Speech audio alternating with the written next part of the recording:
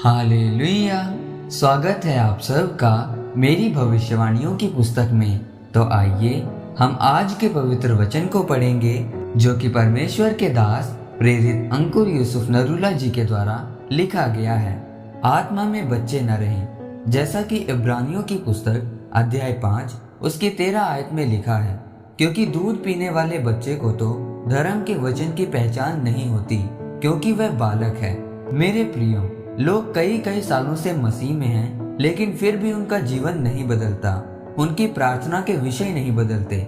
इसका कारण यही है कि वो अभी तक आत्मा में बच्चे हैं और वो परमेश्वर में सचेत नहीं हैं। आप कई सालों से मसीह में हैं, लेकिन अगर आप आत्मा में बच्चे हैं तो फिर आप में और एक अविश्वासी में कोई फर्क नहीं है।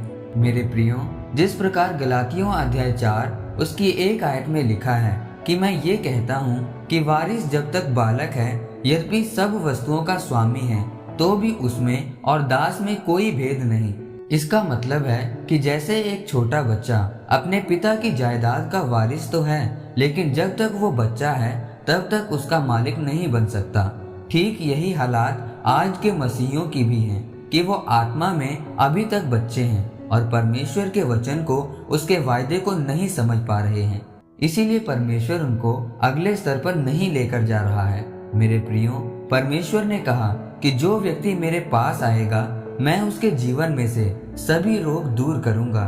लेकिन परमेश्वर का निर्देश है कि जो मेरे पास आएगा, यानी कि जो बच्चा ना रहेगा बल्कि आत्मा में सतर्क होगा, तब मैं उसको ऊंचा उठाऊंगा। आपके जीवन के लिए परमेश्वर के बहुत सारे वायदे हैं कि जो आंसू बहाते हुए बोते हैं वो जय जयकार करते हुए लवने पाएंगे। लेकिन अगर आप फिर भी गरीबी के श्रापों को तोड़ने के लिए सिर्फ प्रार्थना करते रहेंगे और बोएंगे नहीं, तो आप अभी भी बच्चे की तरह हैं। इन वायदों को अपने जीवन में पूरा करने के लिए आपको आत्मा में ऊंचा उठना होगा, यानी कि परमेश्वर के वचनों में बढ़ना होगा, उपवास और पवित्रताई में रहना होगा और प्रथम स्थान परमेश्वर को देना होगा।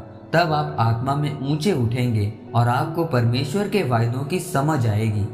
मेरे प्रियो, अगर आप बाइबल में दानिएल के बारे में पढ़ें तो लिखा है कि वह आत्मा में सतर्क था। दिन प्रतिदिन वह आत्मा में ऊंचा उठता जा रहा था। इसका यही कारण था कि वह प्रार्थना करनी नहीं छोड़ता था, परमेश्वर के वचन को नहीं तोड़ता था, उसका ध्यान इधर उधर नहीं होता था और वो परमेश्वर के प्रति वफादार था। इसीलिए वह परमेश्वर से गहरे भेदों को ले पाया। इसीलिए अगर आप चाहते हैं कि परमेश्वर आप पर भी दानिएल की तरह अपने भेदों को जाहिर करे, तो परमेश्वर के वचन के अनुसार चलें, पवित्रताई में रहें, संसार की चिंता से अपने आप को बचा कर रखें और रोज बाइबल पढ़ें। जब आप ऐसा करेंगे तब आप आत्मा में सतर्क होंगे और ऊंचा उठते जाएंगे और परमेश्वर के वायदों को अपने जीवन में पूरा होते हुए देखेंगे। आमीन। आइए परमेश्वर के दास के द्वारा लिखी गई इस प्रार्थना को आप मेरे साथ एक मन होकर करें। सर्वशक्तिमान परमेश्वर, मैं इस वचन के लिए आपका धन्यवाद करता हूँ। पिता परमेश्वर, मैं प्रार्थना करता हूँ कि मुझे अपने वचन, अपने वायदों की समझ दे, ताकि मैं आत्मा में ऊंचा उठ सकूं और आपकी महिमा कर सकूं।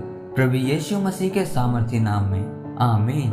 परमेश्वर आप सबको आज के वचन के ऊपर मनन करने के द्वारा आशीषित करे। आमीन।